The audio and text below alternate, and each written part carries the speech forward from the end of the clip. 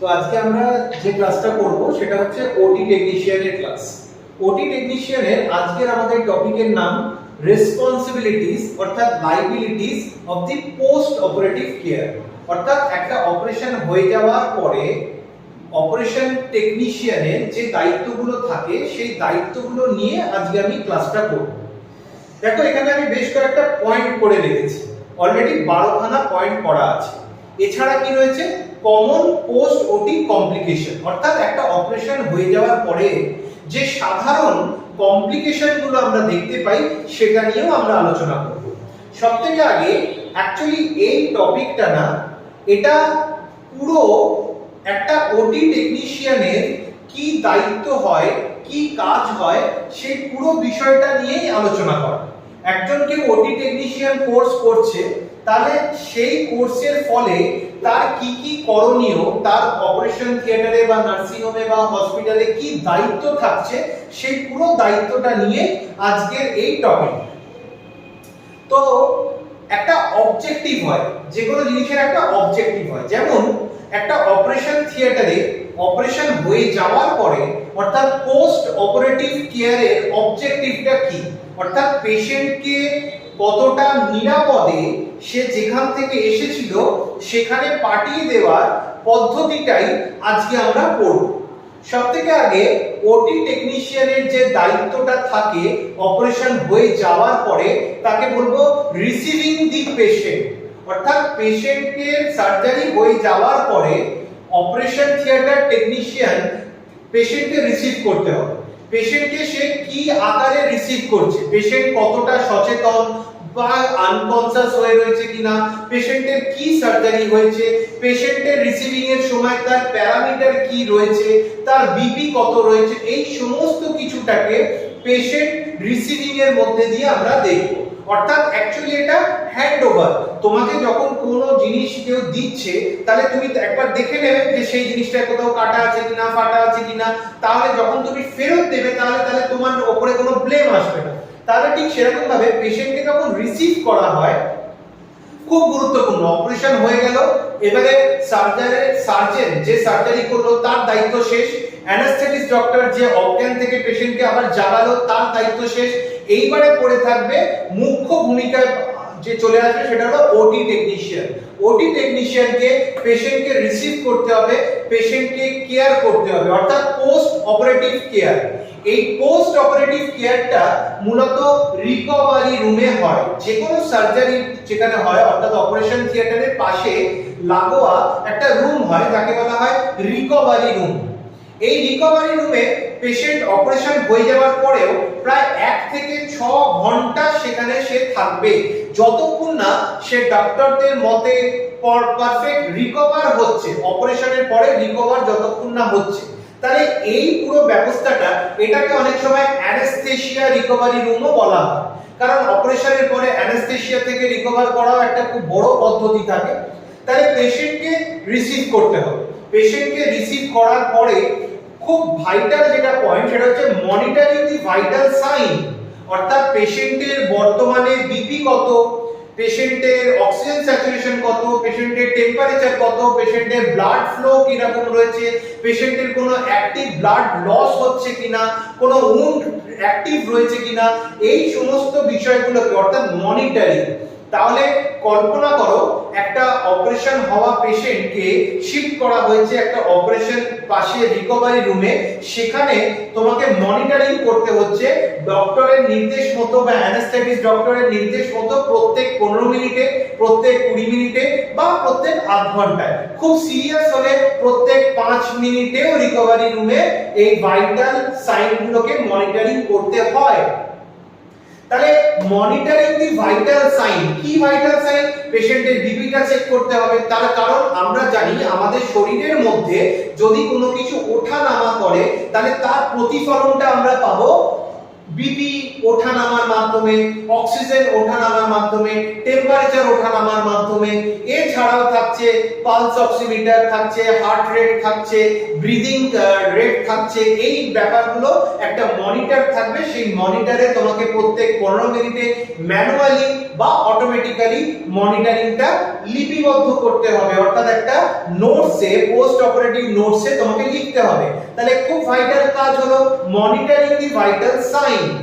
তারপরে airway management. Airway management মানে পেশেন্টের অপারেশনের পরে যদি কোথাও নিঃশ্বাস নিতে অসুবিধা হয় তাহলে সেই ব্যাপারটাকে প্রচন্ড তৎপরতার সাথে ম্যানেজ করতে হবে। বাবা অপারেশন খুব সাকসেসফুল হয়েছে, অ্যানাস্থেটিক্স থেকে উইথড্র হয়ে গেছে, কিন্তু শুধুমাত্র ওটি টেকনিশিয়ান বা সার্কুলেটিং নার্সের দায়িত্বের অবহেলায় যদি পেশেন্টের এয়ারওয়েতে কোনো রকম অবস্ট্রাকশন আসে, পেশেন্টের পজিশনে যদি কোনো রকম অবস্ট্রাকশন এসে যাতে এয়ারওয়েটা ব্লক হয়ে যায়, তাহলে পেশেন্টের স্যাচুরেশন ফল করবে, পেশেন্ট মারা পর্যন্ত যেতে পারে, যেখানে না পেশেন্টের অপারেশনের সাথে কোনো ডাইরেক্ট রিলেশন, না অ্যানাস্থেসিয়ার সাথে ডাইরেক্ট রিলেশন। তাই এয়ারওয়ে ম্যানেজমেন্ট শিখতে হবে, সেটা আমরা আগামী দিনের ক্লাসে শেখাবো যে এয়ারওয়েকে কিভাবে ম্যানেজ করতে হবে। এখন তোমাকে দেখতে হবে যে পেশেন্ট কনসাস নাকি আনকনসাস। যদি কনসাস হয় তাহলে একরকম তার পজিশনিং হবে, যদি আনকনসাস হয় তাহলে ল্যাটারাল পজিশনিং হবে, অথবা ডক্টরের দ্বারা নির্দেশিত পজিশনে তোমাকে পেশেন্টকে রাখতে হবে। তাহলে তার জিভটা পিছন দিকে পড়ে গেছে কিনা, তার কোনো রকম এয়ারওয়েতে নেজাল ক্যাভিটিতে কোনো বল রয়েছে কিনা, কোনো গজ রোল যেটাকে বলা হয়, যেটা তোমার অ্যানাস্থেসিয়া দেওয়ার সময় আটকানো হয় যাতে কোনো রকম ফ্লুইড ভিতর দিকে না চলে যায়, তো সেই সমস্ত পুরো এয়ারওয়েটা ক্লিয়ার আছে কিনা পেশেন্টের স্যাচুরেশন দেখলেও বুঝতে পারবো, এবং ফিজিক্যালি পেশেন্টকে অবজার্ভ করলেও আমরা বুঝতে পারবো। তারপরে আসে অবজারভেশন অফ কমপ্লিকেশন, অর্থাৎ অপারেশনের পরে পেশেন্ট তো দেখো পিকনিক করতে আসছে না, পেশেন্টের নিশ্চয়ই কোনো না কোনো কমপ্লিকেশন হচ্ছে, কোনো না কোনো অপারেশন হয়েছে, তাহলে সেই অপারেশনের পরে পেশেন্টের একটা কমপ্লিকেশন হতেই পারে। পেশেন্টের হয়তো ব্লিডিং হচ্ছে, পেশেন্টের হয়তো কোনো উন্ড আছে, পেশেন্টের হয়তো পেন রয়েছে, তাহলে সেই কমপ্লিকেশনটাকে আলাদা করে গুরুত্ব সহকারে তোমাকে নোট করতে হবে এবং ডক্টরের সাথে বা দায়িত্বপ্রাপ্ত যে আরএমও রয়েছে তার সাথে কোঅর্ডিনেট করতে হবে।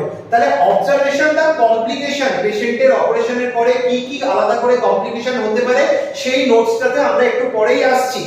তাহলে কমপ্লিকেশন অবজারভেশনটা খুব গুরুত্বপূর্ণ। তারপরে হচ্ছে পেন অ্যাসেসমেন্ট। আমরা আগামী দিনের একটা ক্লাসে পড়ব যে পেন স্কেল, অর্থাৎ কোন পেশেন্টের ব্যথা কতটা পরিমাণে হচ্ছে সেটাকে মাপার জন্য একটা স্কেল আছে, ইউনিট আছে, সেই ইউনিটটাকে কিভাবে আমরা ম্যানেজ করব সেটা আমরা শিখব। সুতরাং এখন আমরা বলতে পারি পেশেন্টের ব্যথা হচ্ছে কিনা, অর্থাৎ পোস্ট অপারেটিভ পরে, পোস্ট অপারেশনের পরে পেশেন্টের কমপ্লিকেশনের মধ্যে পেনকে একটা খুব গুরুত্ব জায়গা দেওয়া হয়। তার কারণ যদি পেন বেশি থাকে তাহলে পেশেন্টের ব্লাড প্রেশার বাড়বে, পেশেন্টের নার্ভাস সিস্টেমে তার এফেক্ট হবে, পেশেন্টের যাবতীয় সিস্টেমটা গড়বড় হয়ে যেতে পারে। তাই পেন স্কেলের মাধ্যমে আমাদেরকে পেনটাকে অ্যাসেসমেন্ট করতে হবে। তাহলে যে নিয়ারেস্ট ডক্টর রয়েছে বা যে দায়িত্বপ্রাপ্ত ডক্টর রয়েছে তার সাথে কোঅর্ডিনেট করে পেশেন্টকে কি ইনজেকশন দেওয়া যায়, কোনো ওষুধ দেওয়া যাবে কিনা বা কোনো ওষুধ চলছে কিনা, তো সেটা পেন রিলেটেড কিনা সেটাকে আলোচনা করতে হবে। তারপরে উন্ড এন্ড ড্রেসিং কেয়ার। অপারেশনের পরে যখন কোনো ওপেন সার্জারি হয় বা ল্যাপারোস্কোপিক সার্জারি হয় তাহলে আমরা খুব ভালো মতোই জানি সেখানে একটা কাটা হবে, সেখানে ইনসেশন হবে, তারপর সেটাকে ক্লোজ করে দেওয়া হবে, তাহলে সেখানে আমাদের ড্রেসিং দরকার। তাহলে একজন ওটি টেকনিশিয়ানের খুব গুরুত্বপূর্ণ দায়িত্ব হয়ে যায় পোস্ট অপারেটিভ পেশেন্ট কেয়ারের উন্ড বা ড্রেসিং কেয়ার। অনেক সময় সব উন্ড ডাইরেক্টলি ক্লোজ করা যায় না, যদি কোথাও অ্যাক্টিভ ইনফেকশন থাকে, যেমন আইএনডি, ইনসেশন অফ ড্রেনেজ, যদি কোনো জায়গায় অ্যাক্টিভ ইনফেকশন থাকে সেই উন্ডটা ওপেনই থাকে, তাহলে সেখানে কি দরকার হয়, ড্রেসিং দরকার হয়।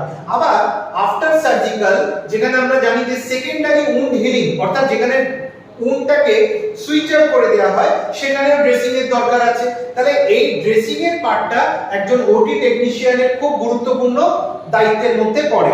তারপরে আসে আইভি ফ্লুইড এন্ড মেডিকেশন, অর্থাৎ মেডিসিন ডক্টরের প্রেসক্রিপশন অনুযায়ী পোস্ট অপারেটিভ নোটস অনুযায়ী যে সমস্ত আইভি ফ্লুইড বা মেডিটেশন যাওয়ার কথা রয়েছে সেইগুলো যেন পর্যাপ্ত সময় যাচ্ছে, সেগুলো যেন ঠিকঠাক মতো যাচ্ছে। যেমন আইভি ফ্লুইডে আমাদের দেখতে কি হবে, আইভি ফ্লুইডের ড্রপ পার মিনিট ফ্যাক্টর ঠিক আছে কিনা, ফ্লো ঠিক আছে কিনা, ফ্লুইডের যে বোতলটা আছে সেটা কমে এসছে কিনা, তাহলে আবার একটা অ্যারেঞ্জ করতে হবে। এনএস চলার কথা, এনএসই চলছে কিনা, নাকি আরএল চালিয়ে ফেললাম, ডিএনএস চলার কথা আমি আরএল চালিয়ে ফেললাম। তো এই পুরো আইভি ফ্লুইড ম্যানেজমেন্টটাকে একজন ওটি টেকনিশিয়ান দায়িত্ব সহকারে পালন করে। সাথে যদি ডক্টর কোনো অ্যান্টিবায়োটিক দিয়ে থাকে, যদি কোনো পেইন কিলার দিয়ে থাকে, যদি আদার কোনো স্টেরয়েড মেডিসিন বা যা কোনো অন্য কোনো ওষুধ দিয়ে থাকে, তাহলে সেইগুলোকে সময় মতো দেওয়ার দায়িত্ব ওটি টেকনিশিয়ানের কাঁধেই পড়ে। দেখো এই দায়িত্বগুলো প্রকারান্তরে অনেকটা নার্সরাও করে থাকে, অর্থাৎ যারা বিএসসি নার্সিং বা জিএনএম নার্সিং করে যারা অপারেশন থিয়েটারে ডিউটি করছে তাদেরও দায়িত্ব হয়। কিন্তু অপারেশন থিয়েটারের মুখ্য চরিত্রে অভিনয় করে ওটি টেকনিশিয়ান, তাই অপারেশন থিয়েটারের মধ্যে যাবতীয় দায়িত্ব কিন্তু ওটি টেকনিশিয়ানের ঘাড়ে বর্তায়। তাহলে আইভি ফ্লুইড সময় মতো চলছে কিনা, কতটা চালাবো, কখন বন্ধ করে দেব, কোন মেডিসিনটা চলবে, কখন চলবে, কতবার চলবে, কতটা পরিমাণে চলবে, সমস্ত কিছু। অনেক সময় লাইন জ্যাম হয়ে যায়, লাইনকে ফ্লাশ করতে হবে। তুমি দেখছো যে আইভি ফ্লুইড খোলা রয়েছে কিন্তু যাচ্ছে না, তাহলে আইভি লাইনকে ফ্লাশ করতে হবে। আইভিতে যদি কোনো রকম ক্লট হয়ে যায় তাহলে সেটা যাবে না, তাহলে এই ম্যানেজমেন্ট গুলো একজন ওটি টেকনিশিয়ানের দায়িত্বের মধ্যে পড়ে। তারপরে আসে খুব গুরুত্বপূর্ণ ইনফেকশন কন্ট্রোল। আমার একটা খুব সুন্দর অপারেশন হলো, পেশেন্ট অ্যানেস্থেসিয়া থেকে খুব সুন্দরভাবে বেরিয়ে গেল, কিন্তু পোস্ট অপারেটিভ ইনফেকশন যাকে বলা হয় হসপিটাল অ্যাকোয়ার্ড ইনফেকশন, সেই ইনফেকশনের কারণে সেই পেশেন্টের কিন্তু সংক্রমণ বাড়তে পারে। যত হসপিটালে পেশেন্ট আসুক, যাদের সার্জারি হয় সেই সার্জারিটা হবে কোথায়? অপারেশন থিয়েটারে। সুতরাং একটা অপারেশন থিয়েটারে ইনফেকশন ছড়ানোর প্রবণতা সবথেকে বেশি। তাই স্টেরিলাইজেশন, ফিউমিগেশন এই বিষয়গুলো অপারেশন থিয়েটারের অন্যান্য স্টাফেদের সাথে সাথে একজন ওটি টেকনিশিয়ানেরও জানা থাকা উচিত। যেমন প্রিভেনশন রাখতে হবে, ওটি টেকনিশিয়ানকে গ্লাভস পরতে হবে, সার্জিক্যাল মাস্ক পরতে হবে, ক্যাপ পরতে হবে, প্রয়োজনে ইনফেকশন কন্ট্রোলের জন্য পিপিইও পরতে হবে, তার অ্যাপ্রন পরা থাকবে, অর্থাৎ ডক্টর দ্বারা বা হসপিটালের গাইডলাইন্স দ্বারা যে যে নির্দেশনা থাকবে সেই নির্দেশ মতো পেশেন্টের ইনফেকশন কন্ট্রোলের দায়িত্বটা একজন ওটি টেকনিশিয়ানের ঘাড়েই আসে। বাইরে থেকে অনেক সময় পেশেন্টের রিলেটিভরা এসে পেশেন্টকে দেখতে চায় যে আমার অপারেশন হয়ে গেছে, তো সেই সময় খুব যত্ন সহকারে পেশেন্ট পার্টিকে কাউন্সিলিং করে বলতে হবে যে আপনার পরে থাকা জামা কাপড়গুলো থেকে ইনফেকশন ছড়াতে পারে, তাই আপনি বিশেষ করে অ্যাপ্রন পরুন, মাস্ক পরুন, গ্লাভস পরুন এবং শু ক্যাপ পরুন, অথবা শু ছেড়েই আসুন। তাহলে সেটা হসপিটালের কেমন ইনস্ট্রাকশন রয়েছে, সেই হসপিটালের কেমন পরিকাঠামো রয়েছে তার উপরে এটা নির্ভর করবে। তাই অন্ততপক্ষে একজন ওটি টেকনিশিয়ানকে sanitizer, hand gloves, face mask, cap, apron, PPE এই সমস্ত সম্পর্কে জ্ঞান থাকা দরকার। ইনফেকশন ছড়াতে যাতে না পারে সেই জন্য স্ক্রাবিং টেকনিক জানা দরকার। আমরা যে 8টা স্টেপের মাধ্যমে সার্জিক্যাল স্ক্রাব করে থাকি, কিন্তু পোস্ট অপারেটিভেরও স্ক্রাব হয়। তাই পেশেন্টের গায়ে যখনই আমি হাত দেব আমার হাত যেন স্টেরিলাইজ থাকে, আমি যেন প্রপার ওয়েতে হাত ধুয়ে গ্লাভস পরে, গ্লাভস পরানোর টেকনিক আছে সেটা আমরা প্র্যাকটিক্যাল ক্লাসে দেখব। তো ইনফেকশনকে প্রিভেনশন করতে হবে যাতে নতুন করে আমার ওটি এরিয়ার মধ্যে কোনো রকম ইনফেকশন না আসে। তারপরে আসে ডকুমেন্টেশন। ডকুমেন্টেশনে একটু লেখাপড়ার কাজ আছে, যেমন ওটি কটায় শুরু হলো, কটায় শেষ হলো, অপারেশন চলাকালীন কটা গজ পিস লেগেছে, অপারেশন হয়ে যাওয়ার পরে সেই কটাই গজ পিসের কাউন্ট ঠিক আছে কিনা, কটা কটন লেগেছে, কি কি ইনস্ট্রুমেন্ট ব্যবহার হয়েছে, অপারেশনের সময় পেশেন্টের কি কি রিপোর্ট এসছে, যেমন প্রি অ্যানেস্থেসিয়া চেকআপের জন্য যে সমস্ত ব্লাড টেস্ট গুলো করানো হয় সেই ব্লাড রিপোর্ট গুলো আছে কিনা, ইসিজি আছে কিনা, যদি কোনো ইমেজ করা হয় যেমন সিটি স্ক্যান, ইউএসজি বা এমআরআই সেইগুলো আছে কিনা, তো সেই সমস্ত ডকুমেন্টেশনটাকে করতে হবে। এটা কার দায়িত্বে পড়ে? এটা একজন ওটি টেকনিশিয়ানের দায়িত্বে পড়ে। এটা একটা আলাদা করে ফাইল পাওয়া যায় বা আজকাল অনেক নার্সিং হোমে বা হসপিটালে কম্পিউটারে একটা বিশেষ সফটওয়্যারে এই ডকুমেন্টেশন গুলোকে তুলতে হয়। অর্থাৎ ওটি স্টার্টিং টাইম, ওটি শেষ কখন হচ্ছে, কোন সার্জন করছে, অ্যানেস্থেসিয়াতে কি কি ড্রাগ ব্যবহার করা হয়েছে, ওটি চলাকালীন কি কি ড্রাগ ব্যবহার করা হয়েছে। তার কারণ এই ডকুমেন্টেশনের একটা পার্ট এই পেশেন্টের বিলিং এও যাবে। অর্থাৎ অপারেশন চলাকালীন যে সমস্ত ওষুধগুলো ব্যবহার করা হচ্ছে তার তো একটা মূল্য লাগবে। তাহলে তোমার দ্বারা সেই তোলা ডকুমেন্টেশনেরই একটা পার্ট বিলিং এ যাবে, যেখানে ওটিতে ব্যবহার হওয়া ওষুধের তালিকা অনুযায়ী তার বিল তৈরি হবে। ওটি কটায় শুরু হলো, কটায় শেষ হলো, তার উপরেও বিলিং থাকে। অর্থাৎ অপারেশনের টাইমিং এর উপরেও পেশেন্টের বিলিং চলে। তাই documentation either through the computer or the manually it is important. তো পেশেন্টের সাথে সাথে ওটি টেকনিশিয়ানকে এই ডকুমেন্টেশনের উপরে প্রচন্ড দায়িত্ব দিতে হবে, প্রচন্ড গুরুত্ব সহকারে এই ডকুমেন্টেশনের পার্টটাকে সমাপ্ত করতে হবে। এই কাজগুলো যখন প্রায় শেষের দিকে, যখন পেশেন্ট অলমোস্ট অনেকটা রিকভার করে গেছে, পেশেন্টের সাইন এন্ড সিম্পটম দেখে তুমি বুঝতে পারছো, ডক্টরের সাথে পরামর্শ করে যখন বুঝতে পারছো যে পেশেন্ট অনেকটা ভালো আছে, এবারে পেশেন্টকে আমাকে ট্রান্সফার করতে হবে, সে যে ওয়ার্ড থেকে এসেছিল সেই ওয়ার্ডে ট্রান্সফার করা হবে।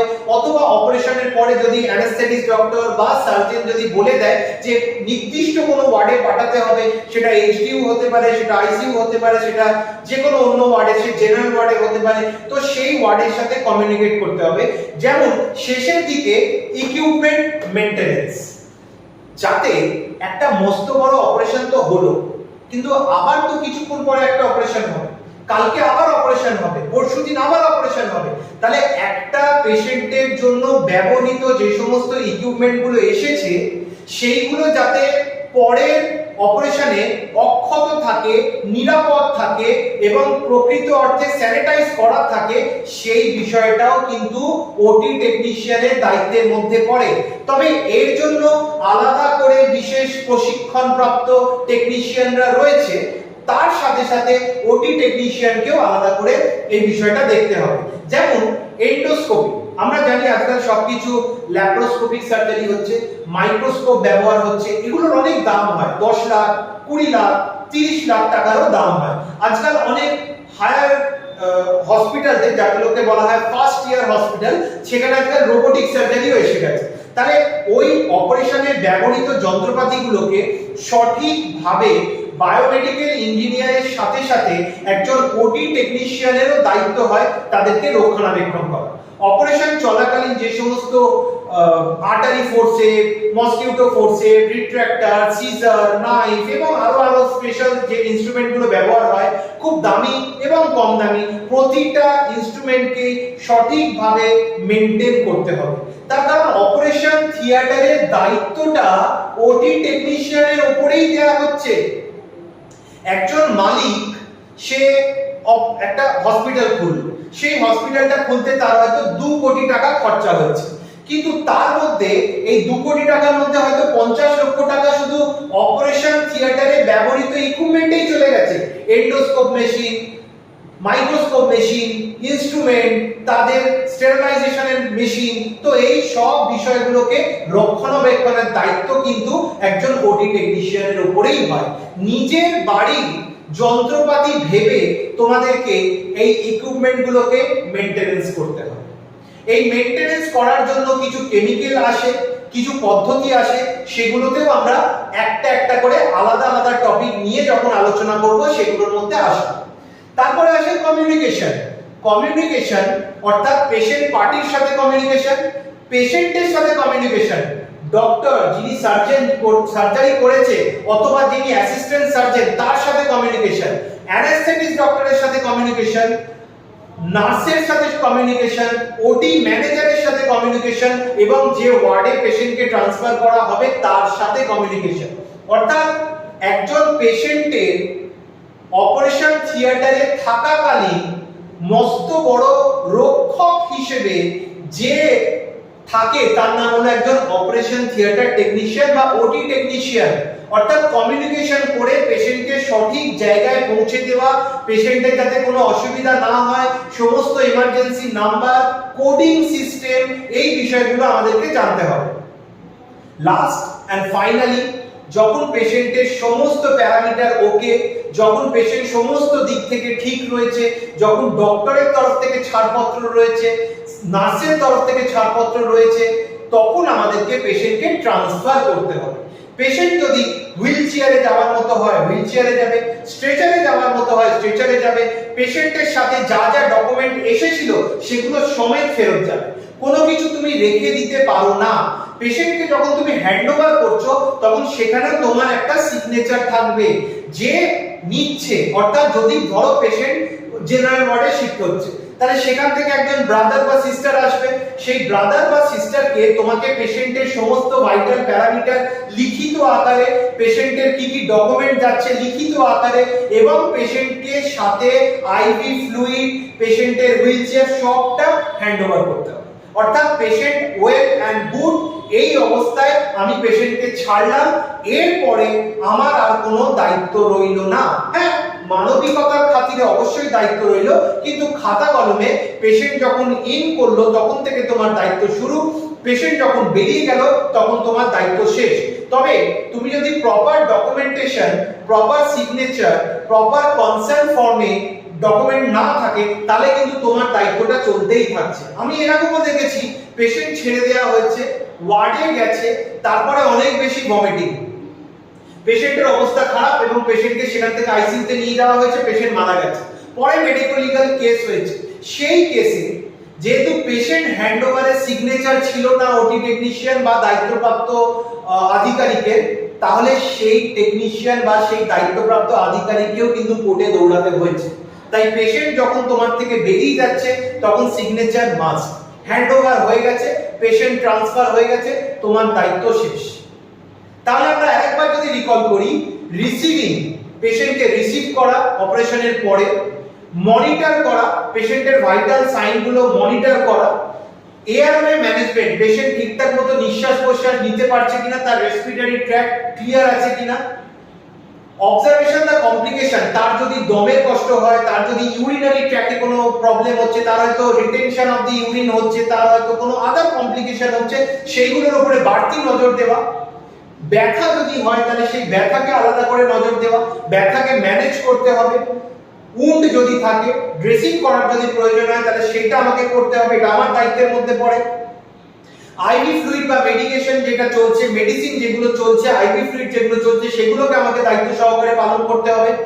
ইনফেকশন যাতে না ছড়িয়ে পড়ে, পেশেন্ট যাতে সুস্থ থাকে, পেশেন্টের ব্যাকটেরিয়া বা ভাইরাল ইনফেকশন যাতে আরো খারাপ জায়গায় না পৌঁছে যায়, তাই সেই জন্য আমাকে ছোট থেকে ছোট চান্সেও বন্ধ রাখতে হবে যাতে ইনফেকশন না ছড়িয়ে যায়, আমার নিজের ভুল থেকে বা পেশেন্ট পার্টির ভুল থেকে বা হসপিটাল ম্যানেজমেন্টের ভুল থেকে।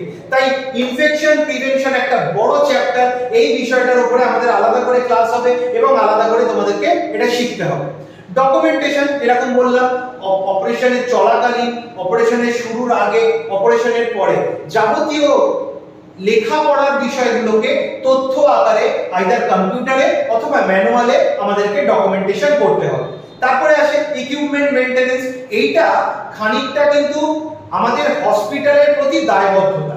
হসপিটালে যে সমস্ত ইকুইপমেন্ট গুলো আসে সেগুলো কিন্তু ম্যানেজমেন্টে, মানে ম্যানেজিং ডিরেক্টর, সিইও বা আরো অন্যান্য ম্যানেজাররা, তারা কিন্তু কেউ দেখতে আসছে না। একটা 50 লাখ টাকার, একটা 1 কোটি টাকার ইকুইপমেন্ট একজন ওটি টেকনিশিয়ান, নার্স এদের দায়িত্বে ছেড়ে দিচ্ছে। সুতরাং একজন হসপিটালের মালিক পক্ষ কতটা দায়িত্ব তোমাদের উপরে দিচ্ছে বা কতটা ভরসা তোমাদেরকে করছে সেটা এই ইকুইপমেন্ট দেখলেই বোঝা যায়। তো ইকুইপমেন্টের মেইনটেনেন্স তোমাদেরকে খুব গুরুত্ব সহকারে করতে হবে, তার কারণ একটা ইকুইপমেন্টের যদি কোনো ক্ষয়ক্ষতি হয় এটা একটা বড় অ্যামাউন্টের খেলা। কমিউনিকেশন, সকলের সাথে কমিউনিকেশন, তোমাকে ওই সময় দেখতে হবে যে তোমার মোবাইল ফোন যেন শুধুমাত্র ডক্টর, আরএমও, সিস্টার, নার্স এবং দায়িত্বপ্রাপ্ত আধিকারিকের সাথেই যোগাযোগ করে। ওই সময় যদি বাড়ি থেকে কোনো ফোন আসে, প্রিয়জনের কাছ থেকে যদি কোনো ফোন আসে আমরা রিসিভ করব না। আমরা মেসেজ নিতে পারি, কিন্তু আমাদের দায়িত্বটাকে পুঙ্খানুপুঙ্খভাবে আমাদেরকে পালন করতে গেলে আমাকে কমিউনিকেশনটা করতে হবে, কারণ পেশেন্টের যাবতীয় দায়িত্ব কিন্তু একজন ওটি টেকনিশিয়ানের ঘাড়েই পড়ছে। আর ফাইনালি পেশেন্টকে ট্রান্সফার করে দেবো। পেশেন্ট যে ওয়ার্ডে যাওয়ার কথা অথবা যে ওয়ার্ড থেকে এসছে সেই ওয়ার্ডে আমরা ট্রান্সফার করে দিলাম। তার জন্য আমরা আগাম অক্সিজেনের ব্যবস্থা রাখলাম, তার জন্য আমরা হুইল চেয়ারের ব্যবস্থা রাখলাম, স্ট্রেচারের ব্যবস্থা রাখলাম, লিফটের ব্যবস্থা রাখলাম। পেশেন্টের যাওয়া আসার পথে যেন কোনো অসুবিধা না হয় এই পুরো বিষয়টা আমাদেরকে দেখতে হবে। তাহলে এটা ছিল responsibilities or liabilities of post operative care, অর্থাৎ অপারেশন হয়ে যাওয়ার পরের কেয়ার। পরের দিনের ক্লাসে আমরা প্রি অপারেটিভ কেয়ারটাও করব। এবারে আসি কিছু কমন পোস্ট অপারেটিভ কমপ্লিকেশন। একটা অপারেশন থিয়েটারে অপারেশন হয়ে যাওয়ার পরে কিছু কমন কমপ্লিকেশন হয়। যেমন দেখো এখানে লেখা আছে এয়ারওয়ে অবস্ট্রাকশন, অর্থাৎ পেশেন্টের যদি নিঃশ্বাস নিতে কোনো অসুবিধা হয় তাহলে এটা একটা বড় কমপ্লিকেশন। তার হাওয়া যাওয়া আসার পথে অর্থাৎ নিঃশ্বাস যাওয়া আসার পথে যেন কোনো অবস্ট্রাকশন তৈরি না হয়, তার অক্সিজেন যেন পর্যাপ্ত থাকে, তার যেন বডি লাইনিং পজিশন যেন ঠিক থাকে, সে যে পজিশন অ্যাভেল করবে, ডক্টর যে পজিশন বলেছে সেই পজিশন রাখতে হবে। কেন না, তার এয়ারওয়ে যেন ক্লিয়ার থাকে। তার এয়ারওয়েতে কোনো অবস্ট্রাকশন হলে পেশেন্ট আননেসেসারি থ্রেটের মুখে পড়ে যাবে। হাইপক্সিয়া একটা অপারেশন হয়ে যাওয়ার পরে ভেরি কমনলি যে কমপ্লিকেশনটা হয় সেটা হলো অক্সিজেন কমে যাওয়া। এটাকে আমরা কিসের দ্বারা মাপবো না, অক্সিজেন স্যাচুরেশন মাপা হবে পালস অক্সিমিটারের দ্বারা। পালস অক্সিমিটার একটা মনিটরে শো হবে অথবা যদি হাতে লাগানো থাকে তাহলে সেইখানে লাগানো থাকবে, অর্থাৎ পেশেন্টের হাইপক্সিয়া হচ্ছে কিনা, অক্সিজেন স্যাচুরেশন কমে যাচ্ছে কিনা সেটা দেখতে হবে এবং নির্দিষ্ট ডক্টরের সাথে তার কমিউনিকেট করতে হবে। ব্লিডিং, অপারেশনের পরে নির্দিষ্ট যে জায়গায় অপারেশন হয়েছে সেখান থেকে অ্যাক্টিভ ব্লিডিং হচ্ছে কিনা, ব্লিডিং হলেও কিন্তু পেশেন্টের লাইফ থ্রেটনিং থাকছে। অর্থাৎ ব্লাড আমাদের শরীরে একটা নির্দিষ্ট পরিমাণ রয়েছে, যতই আমরা ব্লাড ট্রান্সফিউশন করি না কেন bleeding has to be stop by hook and crook. তাহলে ব্লিডিংটাকে আমাদেরকে স্টপ করতে হবে, ব্লিডিং পয়েন্টটাকে আইডেন্টিফাই করতে হবে, ব্লিডিং এর জায়গাটাকে খুব ভালোভাবে আমাদেরকে পর্যবেক্ষণ রাখতে হবে, অথবা কমপ্লিকেশনের মধ্যে ব্লিডিং আছে কিনা সেই ব্যাপারটাকে দেখে নিতে হবে।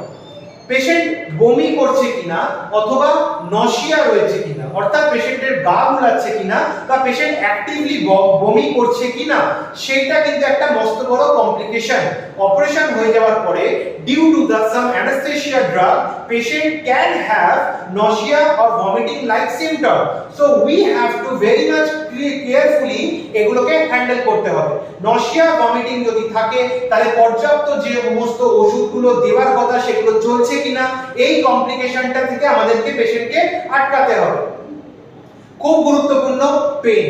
একটা অপারেশন হয়ে যাওয়ার পরে পেশেন্টের যাবতীয় যাই সমস্যা হোক না কেন, সেটা ইনফেকশন হতে পারে, সেটা ব্লিডিং হতে পারে, এই কমপ্লিকেশনগুলোর মধ্যে থেকে পেশেন্ট কিন্তু বিশেষ করে একটাই কমপ্লিকেশনে বেশি জোর দেয়, সেটা হচ্ছে যে ডাক্তারবাবু বা দিদি, সিস্টার, নার্স আমার খুব ব্যথা করছে।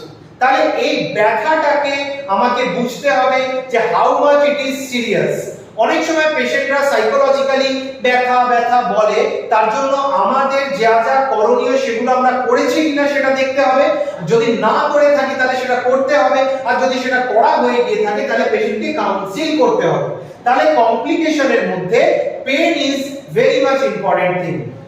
তারপরে আসে ইউরিনারি রিটেনশন, অর্থাৎ অপারেশনের সময় ব্যবহৃত ওষুধের কারণে অনেক সময় ইউরিনারি অর্থাৎ পেচ্ছাপ হচ্ছে না, পেশেন্ট সঠিকভাবে ইউরিন পাস আউট করতে পারছে না, ব্লাডারের মধ্যে থাকা স্ফিংটার অনেক সময় টাইট হয়ে গেছে, নার্ভাস সিস্টেম ইউরিনকে আউট করতে দিচ্ছে না। তাহলে এই কমপ্লিকেশন যদি হয় তাহলে একটা মস্ত বড় টক্সিসিটি হয়ে যেতে পারে, পেশেন্টের শরীরের মধ্যে ইউরিয়া ক্রিয়েটিনিন বেড়ে যেতে পারে, ইডিমা হতে পারে। তাই এই কমপ্লিকেশনটা আমাকে খুব গুরুত্ব সহকারে নজর রাখতে হবে এবং যার সাথে যোগাযোগ করা প্রয়োজন তার সাথে যোগাযোগ করতে হবে, ক্যাথিটার করতে হবে বা ক্যাথিটার খুলতে হবে, এই পুরো বিষয়টাকে আমাদের দেখে নিতে হবে। তারপরে আসি ইনফেকশন। একটা অপারেশন খুব ভালো হলো, ভালো হওয়ার পরে শুধুমাত্র ভুল কিছু পদ্ধতির কারণে পেশেন্টের ইনফেকশন হয়ে যেতে পারে। তাই সেখানে পর্যাপ্ত অ্যান্টিবায়োটিক আছে কিনা, অ্যান্টিবায়োটিক চালানো হয়েছে কিনা, ড্রেসিং পর্যাপ্ত আছে কিনা, অয়েন্টমেন্ট দেওয়া হচ্ছে কিনা, এই কমপ্লিকেশন গুলোকে মাথায় রাখতে হবে। ইনফেকশন একটা এরকম কমপ্লিকেশন যেটা এক্ষুনি চোখে দেখা যায় না। হয়তো সব কিছু ঠিক রয়েছে কিন্তু ভিতরে ভিতরে মাইক্রো অর্গানিজমরা যখন ডেভেলপ হতে থাকে তোমার চোখে পড়লো না। তাই তোমাকে তোমার মস্তিষ্কের চোখ দিয়ে ভাবতে হবে যে কি করলে ইনফেকশন বেড়ে যেতে পারে। তাই কমপ্লিকেশনের মধ্যে ইনফেকশনকে তোমার মাইক্রোস্কোপিক চোখ দ্বারাই আটকাতে পারবে। তারপরে আসে কার্ডিয়াক সাইন, অর্থাৎ কার্ডিয়াক ইস্যু। পেশেন্টের কোন রকম কার্ডিয়াক ইস্যু, তার হার্টবিট বেড়ে যাওয়া, ট্যাকিকার্ডিয়া, তার হার্টবিট কমে যাওয়া, ব্র্যাডিকার্ডিয়া, তার অ্যারিথমিয়া, তার এনজাইনা, তার যাবতীয় হার্টের আউটপুট, তার স্ট্রোক ভলিউম, এই প্রতিটা বিষয়ের উপরে মনিটর করতে হবে। আমি তার মানে যেটা বলতে চাইছি যে কমন পোস্ট অপারেটিভ কমপ্লিকেশনের মধ্যে তার নিঃশ্বাস প্রশ্বাসের সমস্যা আসে, অর্থাৎ পেশেন্টের নিঃশ্বাসের সমস্যা হয়, পেশেন্টের অক্সিজেন কমে যায়, পেশেন্টের ব্লিডিং হতে পারে, পেশেন্টের বমি বা বমি ভাব হতে পারে, ব্যথা হতে পারে, পেশেন্টের ইউরিন বন্ধ হয়ে যেতে পারে, পেশেন্টের ইনফেকশনের কারণে ইনফ্লামেশন বাড়তে পারে, পেশেন্টের কার্ডিয়াক ইস্যু হতে পারে।